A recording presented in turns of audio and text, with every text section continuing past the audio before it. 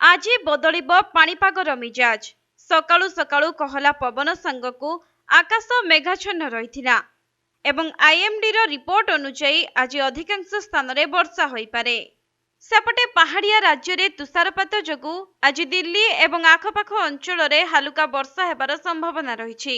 ତେବେ ଭାରତୀୟ ପାଣିପାଗ ବିଭାଗର ସୂଚନା ଅନୁଯାୟୀ ମଙ୍ଗଳବାର ଏବଂ ବୁଧବାର ଦିନ ଆକାଶ ମେଘୁଆ ରହିବା ସାଙ୍ଗକୁ ତାପମାତ୍ରାରେ ମଧ୍ୟ ଉଚ୍ଚନୀଚ ଦେଖାଦେଇପାରେ। ସେପଟେ ଆଜି ସକାଳଠାରୁ ରାଜଧାନୀରେ ପ୍ରବଳ ପବନ ଜାରି ରହିଛି, ତେଣୁ ପାଗରେ ପରିବର୍ତ୍ତନ ଦେଖାଦେବାର ସମ୍ଭାବନା ରହିଛି ଏବଂ ଆଗାମୀ 2 ଦିନ ରାଜ୍ୟ କୁହୁଡ଼ି ଘେର ଭିତରେ ରହିବ ବୋଲି ଅନୁମାନ କରାଯାଉଛି।